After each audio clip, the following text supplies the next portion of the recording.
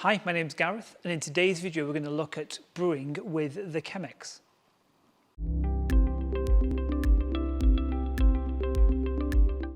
The Chemex has been around for around 80 years now, and it has to be one of the most stylish and visually appealing coffee brew methods on the market. It is essentially what we call a drip or pour over method. The filter paper sits in the top, coffee inside, and we pour water through the coffee bed to drip into the vessel below.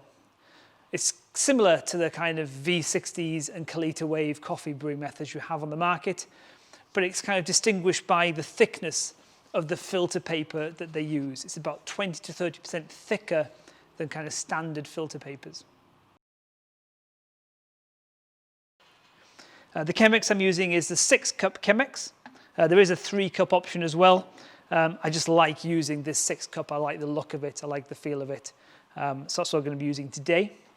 I've got a grinder. I'm going to make sure my coffee is ground fresh, and I'm going for a medium coarse ground. Water-wise, in my kettle, I'm going for a water temperature of around 93 degrees where the water and coffee are in contact with each other. So I've set my kettle to boil water to 97 degrees, so 4 degrees higher than the temperature I want to achieve in the coffee bed, just to take into account that loss of temperature during the pour itself. I'm going for a ratio of 28.5 grams of coffee beans to 500 grams of water, and I encourage you to be as precise as you can when you're brewing. In fact, I'm using scales to brew on. To follow this method fully, you're going to need scales anyway, because we're going to talk about certain amounts of water at certain stages in the brew cycle. So we're going to be brewing onto scales, and I would encourage you to do the same. And obviously, I have a cup to enjoy the fruits of my labour in a moment. So the first thing I need to do is get the filter paper into the Chemex itself. And when you open up these filter papers, you will see you need to have 3-ply on one side and a single ply on the other. Then they fit in nicely. The 3-ply side goes against the spout of the Chemex and prevents the paper from folding into the spout. And now we're going to pre-wet the filter paper. So we're going to pour some water in out of our kettle, and the aim is to get the filter paper as wet as we can. And this will seat the paper nicely in the Chemex. You'll get rid of any taints of flavour on your paper, and you'll also warm your whole system up. And I just sometimes like to just settle the paper in nicely if need be. Now I need to get rid of this water, throw it away so the Chemex is empty, and I'm going to start by grinding my coffee as well.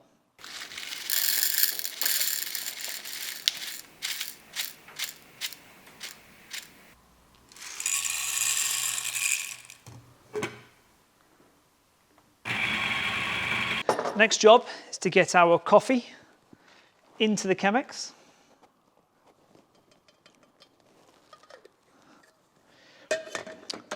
Tear our scales, and then we're ready to start the brew. And the first part of this brewing process is really important. It's called the bloom. So I'll start my timer, and I'll use about twice the amount of water as I have grounds. Maybe a touch more. Don't be afraid to go a touch more if it means that you saturate the grounds thoroughly. And then get a spoon and really stir the whole thing. And properly stir. You want to get all the grounds deep inside the filter, nice and wet. And we want that degassing to happen now before we start the brew proper. And I'll wait till about 50 seconds into the pour before I start adding any more water. Now the second pour is going to lift the level of that water higher to within about 1 centimetre of the top of the Chemex. I use about 300 grams of my water for my second pour. And I will pour in a circular motion, around and around, and towards the end, I'm going to just lap around the edge of the filter to make sure I wash any dry coffee grounds away from the edge. I don't want any grounds sitting high and dry on my filter paper. I want them all in the water. Now, some people have recommend you don't wash onto the filter, but I think it's better to get your grounds in there so they're contributing something to the final cup. So that water's going to drop a little bit. I won't let it go too far. I'm going to go back in with another pour. And again, towards the end, I've noticed I've got some grounds sitting up there. I don't want them there. So I'll just lap a little bit of water to wash those grounds back in so they contribute again to the flavour of the coffee. And I'll repeat this until I've got all my 500 grams of water into the Chemex. So here's the last of my water going in. Be as precise as I can. And now we just let the water finish off drawing down. But importantly, I want to stir the water at this moment in time.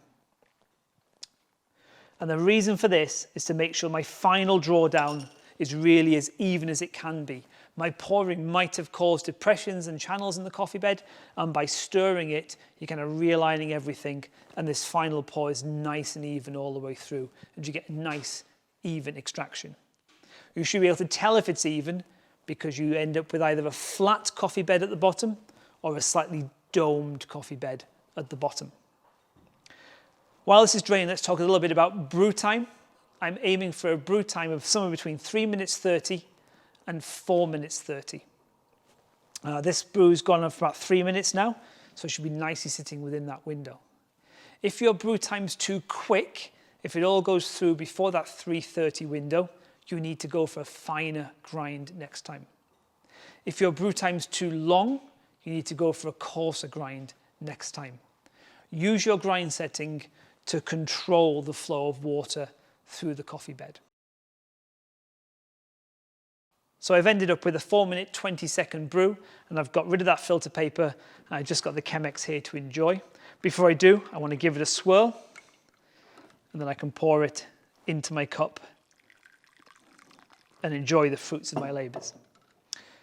The coffee that's left in here is obviously going to cool down, and you may want a second cup a little bit later on.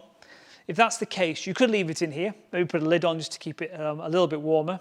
But if it's going to be a prolonged period of time, the best thing you can do is decant this into a thermos flask of some sort, and that'll keep your coffee nice and warm for a second cup.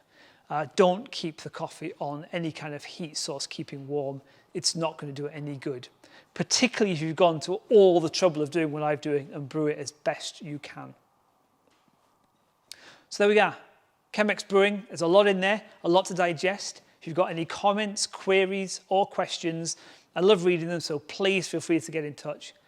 If you enjoyed this video, I appreciate your likes, and also anybody who subscribes to our channel, thank you so much. Thanks for watching.